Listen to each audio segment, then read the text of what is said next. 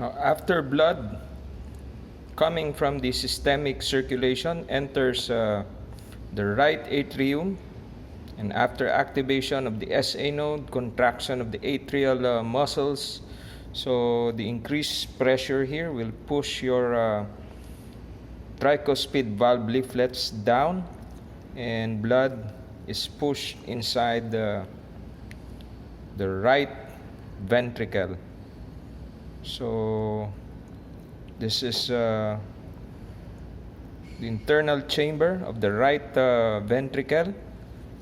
You can see bundles of muscle fibers also in its walls.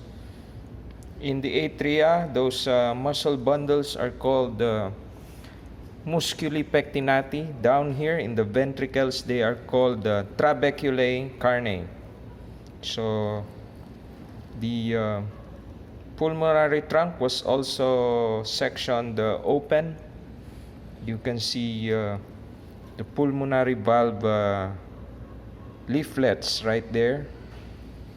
They're shaped like pockets. We will discuss more about them later. So this thick band of myocardium right here, that is called the moderator band. So what is the significance of the moderator band? So it will transmit the right bundle branch of the conduction system coming from the atrioventricular bundle, so that impulses can be distributed to the ventricular walls, causing the ventricular muscles to contract. So that short, stubbly, finger-like structure there, that is called the papillary muscle. Papillary muscle. Attached to the papillary muscles are these tendinous cords. Tendinous cords or chordae tendinae, which in turn are attached to the inferior side of the tricuspid valve leaflets. So there are three papillary muscles actually here. We have the anterior papillary muscles attached to the anterior tricuspid valve leaflet. Then we have septal, and we have the posterior papillary muscles. So what's the function of the chordae tendinae? So the chordae tendinae will actually limit the movement of the tricuspid valve leaflets. Remember when the atria contract, the force generated by the atrial wall will push your valve leaflets open. So my finger is actually inside the right atrium, and I'm pushing down on the valve leaflets. Same manner, blood and increased pressure will push these valve leaflets to open when the atria contract.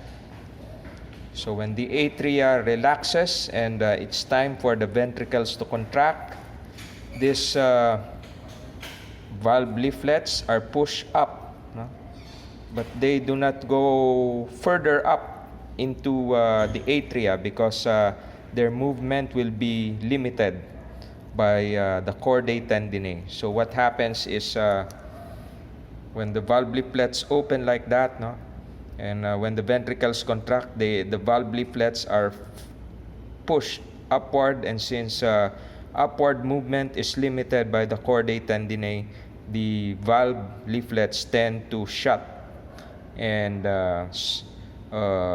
it will prevent backflow of blood into the atria. So let's go up here. Pulmonary trunk and the pulmonary valve leaflets. You can see there are, in this case, We can also call them the cusps of our pulmonary valve. The cusps or the leaflets. They are pocket shaped. Concave side faces up. So there seems to be a lesion on one of the valve leaflets right there. So when the ventricles contract, the valve leaflets are pushed up. So blood moves to the pulmonary trunk, going to the lungs. When the ventricles relax, if ever the blood backflows, no, they will be trapped by these pocket-like structures here. And downward or backflow of blood will actually make the valve leaflets, it will push, no, the valve leaflets against each other, no, causing the valve to close. So I'm not sure if we can clearly see the valve leaflets from above. You can see the valve leaflets right there.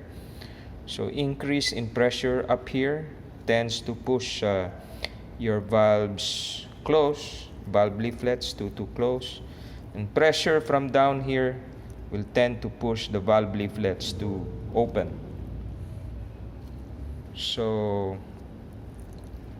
okay, next chamber after the blood goes to the lungs for oxygenation. It is the blood will flow back to the left atrium. So I'm not sure if I have discussed when we say atrium of the building is a receiving hall or receiving room of the building. So the atria or right left atrium, they are the receiving chambers, no? Right receives from the general circulation, left receives from the lungs. So nothing spectacular here. So this is the area where the left pulmonary veins are supposed to enter and drain into the left atrium, and this is the area where the right pulmonary veins drain into the right atrium. But if we can see the superior part of the mitral valve or bicuspid valve leaflets right there. So if I push my finger against the leaflets, no, my fingers will find their way into the left ventricular chamber. So we're looking inside the left ventricle. Noticeably, the left ventricular wall is obviously thicker compared to the right ventricular wall. And what is the exact reason for that? This chamber delivers blood towards larger area. It delivers blood basically to the entire body, so it has to generate enough force to push blood into the general circulation, while this chamber only pushes blood going towards the lungs. So there are also trabeculae carneae in the left ventricular wall.